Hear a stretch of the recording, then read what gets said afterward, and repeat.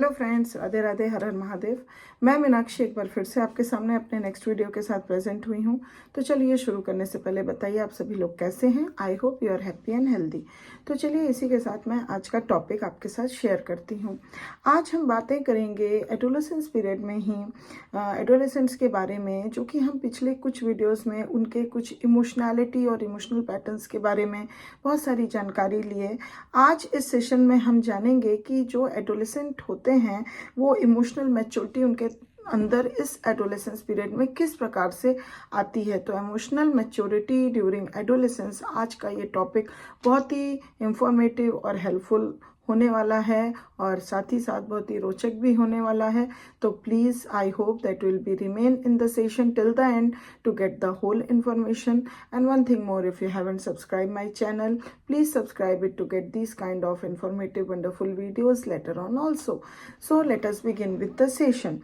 Boys and girls are said to have achieved emotional maturity if by the end of adolescence.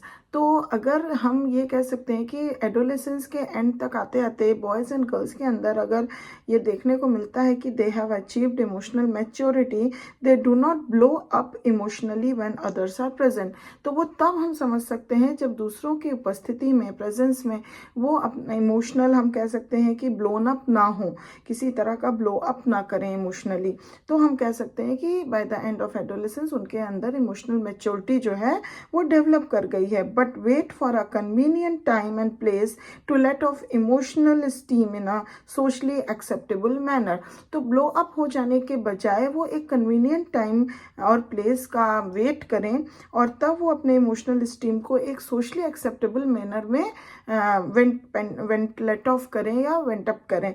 तो इस तरह से हम मतलब अगर ये चीज़ देखने को मिलती है तो हम समझ जाते हैं कि इमोशनल मैच्योरिटी एडोलेसेंस के अंदर जो है, एडोलेसेंट्स के अंदर डेवलप होने लगी है। Another important indication of emotional maturity is that the individual assesses a situation critically before responding to it emotionally instead of reacting to it unthinkingly as would a child or an immature person. तो दूसरा indication क्या हमको बताता है, किस तरह से हमें पता चलता है कि एडोलेसेंट्स के अंदर इमोशनल मैच्योरिटी वो रिप्रेजेंट करता है या फिर डेवलप हो रही है, जब वो किसी भी सिचुएशन को क्रिटिकली जो है वो एसेस करने लगता है रेदर देन द इमोशनली, और instead of reacting to it unthinkingly, मतलब किसी भी तरह बिना सोचे समझे उस सिचुएशन में रिएक्ट करने के बजाय वो जो है, जैसा कि वो पहले चाइल्ड में जो है, जब वो चाइल्डहुड में था तो वो क्या करता था, इनमेच्योर मैनर में या इनमेच्योर पर्सन के तरह से वो रिएक्ट कर देता था सिचुएशन को अनथिंकली। तो उस तरह से जब जब जब बच्चे नहीं करते हैं और बल्कि क्रिटिकली इवैल्यूएट करते हैं और सही समय पे सही तरीके से और सोशली एक्सेप्टेबल मैनर में वो अपना रिएक्शन देते हैं, तब हम ये इंडिकेट करता है कि हाँ, उनके अंदर जो है इमोशनल मैच्योरिटी जो है वो डेवलप कर रही है। और फाइनली हम जो बात अगर करें तो emotionally mature adolescents are stable in their emotional responses and they do not swing from one emotion or mood to another as they did earlier. तो फाइनली अगर हम देखें कि जो भी इमोशनल स्टेबल या मैच्योर हम कह सकते हैं एडोलेसेंट्स होते हैं, उनका जो भी इमोशनल रिस्पॉन्सेस होता है उसके प्रति वो काफ़ी स्टेबल होते हैं। एंड वो जो है एक यहाँ तक कि वो एक मूड या फिर एक इमोशन से दूसरे इमोशन में फटाफट मतलब अभी कुछ है तो कभी कुछ मूड हो जाना, इस तरह से जो कि वो पहले अर्लियर किया करते थे वो चीज़ उनका होना, मूड स्विंग्स का होना, इमोशन स्विंग्स का होना, वो काफ़ी लेसेंस हो जाता है, कम हो जाता है और वो काफ़ी उनके इमोशंस जो हैं वो स्टेबल हो जाते हैं। तो इस तरीके से भी हम ये जान सकते हैं कि इमोशनल स्टेबिलिटी जो है वो डेवलप हो जाती है बच्चों के अंदर। To achieve emotional maturity adolescents must learn to get a perspective on situations which otherwise would lead to emotional reactions. तो अब इस इमोशनल मैच्योरिटी को अचीव करने के लिए एडोलेसेंट्स को मस्ट लर्न करना पड़ेगा किसी भी सिचुएशन के पर्सपेक्टिव को समझना, विच अदरवाइज वो क्या होगा, फिर उस सिचुएशन में उनका इमोशनल रिएक्शंस आना ही आना है। तो इसलिए उस किसी भी सिचुएशन को हम मतलब बच्चों को सीखना पड़ेगा, लर्न करना पड़ेगा कि उसका एक्चुअल पर्सपेक्टिव क्या है। They can do this best by discussing their problems with others, और ये बेस्ट वो कर सकते हैं जब वो अपनी प्रॉब्लम्स या वो सिचुएशंस को दूसरों से डिस्कस करें। Their willingness to disclose their attitudes, feelings, and personal problems is influenced partly by how secure they feel their social relationships and partly by how much they like the target person. तो ये जो है मतलब उनका जो willingness होता है disclose होने का, और जो उनका एटीट्यूड्स और फीलिंग्स और पर्सनल प्रॉब्लम्स का डिस्क्लोजर जो होता है वो इन्फ्लुएंस होता है पार्टली इस बात पे कि जिसके साथ वो डिस्क्लोज कर रहा है उसके साथ, या फिर जो भी सोशल रिलेशनशिप है वो कितना सिक्योर वो मानता है कि उसके लिए है, और पार्टली कि वो जो टारगेट पर्सन है वो उसको वो व्यक्ति कितना ज़्यादा, वो एडोलेसेंट कितना ज़्यादा पसंद करता है। तो उस इन दो बातों पे ये चीज़ डिपेंड करती है। टारगेट पर्सन से हम ये जान सकते हैं कि the person to whom they are willing to make the disclosure, वो टारगेट पर्सन जिससे वो ये डिस्क्लोजर अपने फीलिंग्स, अपने प्रॉब्लम्स, अपने एटीट्यूड्स, अपने सिचुएशंस का डिस्क्लोजर मतलब बताना पसंद करते हैं, वो टारगेट पर्सन कहलाता है। And by how much the target person is willing to disclose to them, और ये भी बात बहुत इंपॉर्टेंट है कि जिसको वो डिस्क्लोज करना चाहता है वो कितना उसकी बात में इंटरेस्ट लेता है या डिस्क्लोज होना चाहता है। अगर इसी के साथ साथ इन एडिशन हम देखें, if adolescents are to achieve emotional maturity they must learn to use emotional catharsis.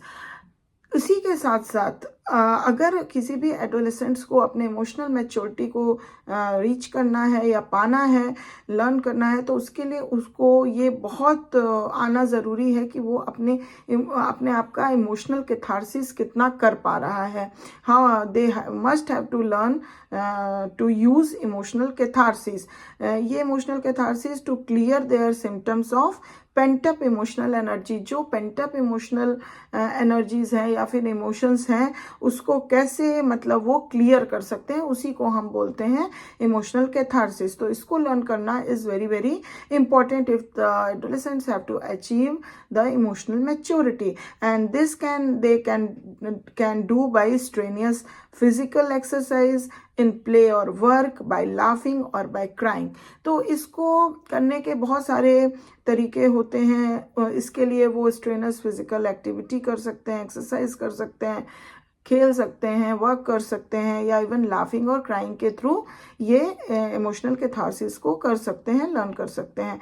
While all of these provide an outlet of pent up emotional energy that accompanies control over emotional expressions. तो ये जो है ये provide करता है outlet for, जो कि हम निकाल सकते हैं अपने पेंटअप एनर्जी को, लेकिन इसके साथ साथ ये कंपनीज करता है जो कि हमारे कंट्रोल ओवर पूरे इमोशनल एक्सप्रेशंस को भी कंट्रोल कर सकता है। Social attitudes towards crying are unfavourable, जैसे कि अगर क्राइंग की हम बात लें तो वो क्या है, सोशली अनफेवरेबल बिहेवियर माना जाता है as they are toward laughing. इसी तरह लाफिंग के प्रति भी हो सकता है, unless the laughter is held in check and occurs only when the social group approves. ये तभी है पॉसिबल जबकि लाफिंग को लेके अगर हम बात करें तो वो चेक ऑन हो, और एक अगर वो तब हो सकता है कि व्हेन द सोशल ग्रुप उसको अप्रूव कर सके। तो इसकी भी बहुत सारी चीज़ें हैं कि हाँ सोसाइटी उसको कितना अप्रूव कर रही है, कितने